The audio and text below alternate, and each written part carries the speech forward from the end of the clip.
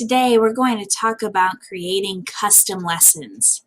So as you are no doubt aware, custom lessons are something that our students can request if they don't find their desired subject in our library material. So these can kind of catch us by surprise sometimes, and since they are custom, they can definitely be any variety of topic.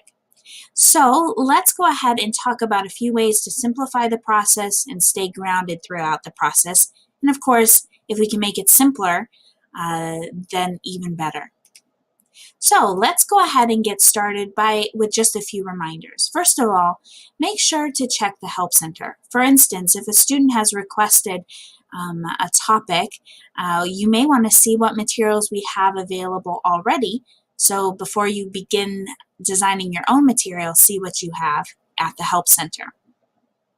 Also, you want to make sure to use the PowerPoint template that you would have downloaded during the MindFlash orientation. If you can't find that on your computer, you can use the review account to log into the private lesson orientation. And then, of course, if you are confused about the topic, you can always email the student to get clarification or more information. You also want to remain focused throughout the process. So remember that you don't teach anything other than English, and that is a great weight off of all of our minds probably. So remember our goals. Our goals are to engage our students, assess, and build on their understanding. So let's just focus on that a little bit more. So no matter what our topic is, we want to do these three things. We want to maximize our students' talk time as much as possible. Of course, we can do this by asking questions and encouraging the students to share information that's personally important to the student. Of course, a custom lesson is a great example of something that is personal and important to them. Then, of course, we want to assess why they've requested this lesson. So what is the student's goals with this lesson, and what is their level of comfort with the topic or grammar request? Then, of course, we want to build on whatever their knowledge is. We want to give them additional language and vocabulary. We may want to offer corrections, and of course, doing so will build their confidence and excitement for something they're probably already looking forward to. Now let's talk about the types of custom requests. I like to divide them into 4 groups. Our most common requests probably are our grammar-focused requests.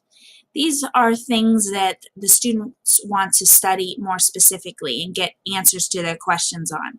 So they probably don't know how to use specific grammar points, and they need clarification.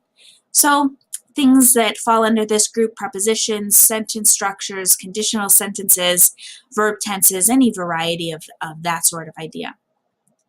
Our second is our broad topics, and these are topics that can go a million different ways, and so they can be rather overwhelming when we get that kind of request.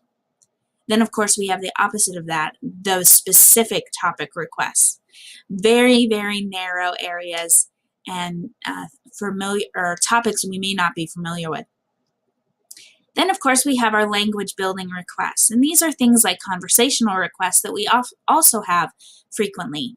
Or they may want to practice a specific skill, such as their listening or reading skills, or even test prep skills. One helpful tip that will be useful for all of these areas is to build your resources. So start bookmarking your favorite grammar websites, your conversational websites, test prep websites. You can keep them on your bookmark, or you can even use a desktop folder if you want to be really, really organized and keep your resource library that way. But let's start with grammar focused. A few things to simplify the process. First of all, keep it simple. Create an exercise just like you would practice the grammar in a regular class. Or you could create a role play or final task just like our regular lessons are structured, that would combine the grammar as well as basic conversation. One benefit to having a variety of grammar-focused lessons is that it does encourage repeat bookings, and that's really nice. So if you see a student struggling with a specific area that you've already designed a custom lesson on, then you can recommend that they study that area with you and request a custom lesson with you. So great way to encourage your future bookings. We have broad topic requests and specific topic requests, and I think these are probably the most intimidating when we get started. So remember a few important problems, but also the solutions. So with our broad topic requests, oftentimes the problem is it's just too much topic. We don't have enough time in our class. So the solution, make it simpler.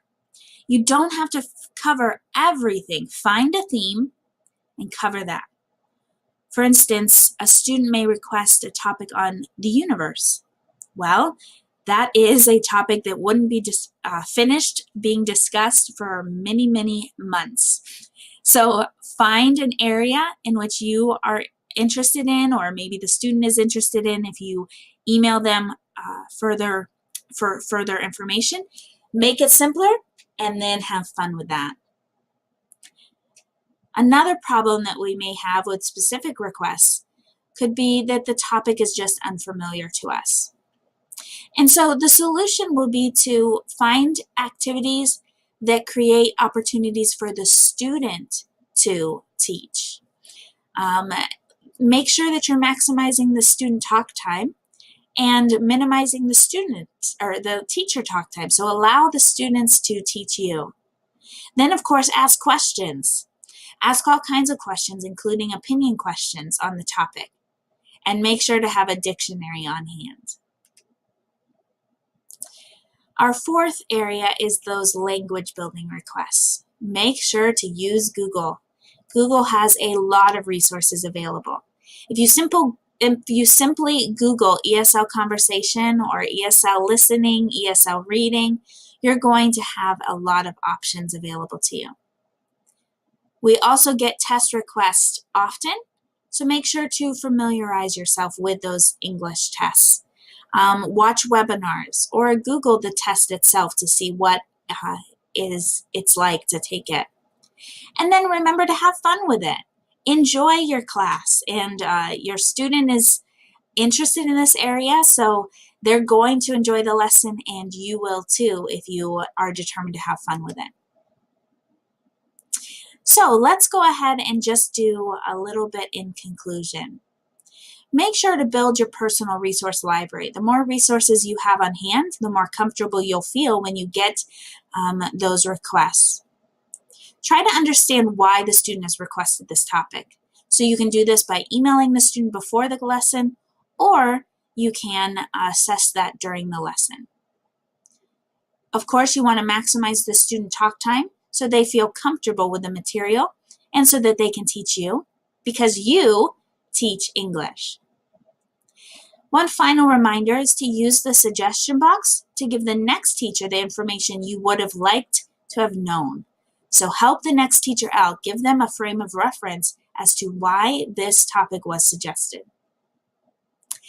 Have a fun time teaching custom lessons. It certainly is enjoyable to do, and your students will enjoy the experience if you have fun with it as well. So have fun on your next custom lesson.